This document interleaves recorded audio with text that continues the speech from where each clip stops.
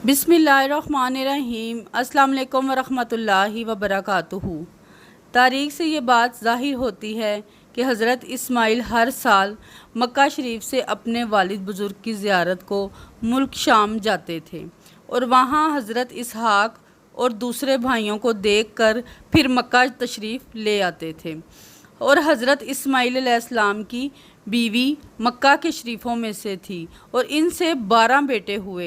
एक रोज़ अचानक अल्लाह ताला की तरफ से इशारा हुआ कि ए इस्माइल, तुम मगरिब की ज़मीन में जाओ और वहाँ के बुत परस्तों को अल्लाह ताला की तरफ बुलाओ और इस्लाम की दावत दो। चुनांचे ये हुक्म सुनते ही फ़ौरन वहाँ गए और तकरीबन 50 बरस तक इस्लाम की दावत देते रहे, यहाँ तक कि तमाम बुत परस्त मोमिन हो गए।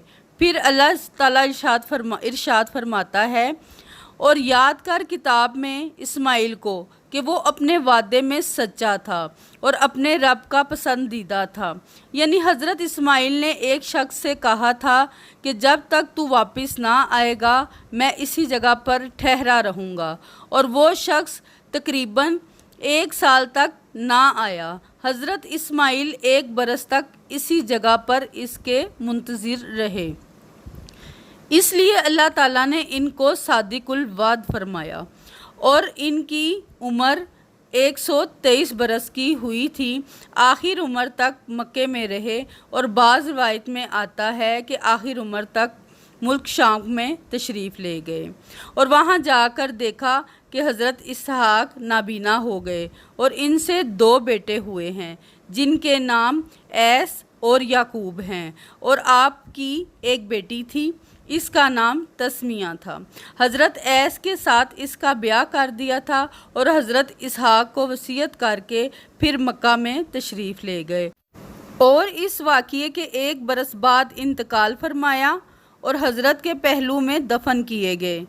इसके बाद इनके बेटे हर एक मुल्क में मुतफरिक हो गए, मगर 2 बेटे, एक साबित और दूसरे किदार, दोनों मक्के में ही रह गए और बेशतर अहल अरब और हजाज इन्हीं की नस्ल से हैं। अगर आपको ये किस्सा उलंबिया पसंद आते हैं तो लाइक और शेयर कर दें और कमेंट्स में बताया करें। इसके अलावा आपके साथ कोई मसला, कोई परेशानी है तो आप मुझे बताएं, मुझसे शेयर करें कमेंट्स में। इसके मसले में मैं आपको कुरान और हदीस के मुताबिक वजीफ़ा बताऊंगी। इंशाअल्लाह जल्द अज जल्द आपकी परेशानी दूर हो जाएगी। बेशक अल्लाह बड़ा मेहरबान और नहायत रहम करने वाला है, वो बड़ी अज़मत वाला और बड़ी शान वाला है।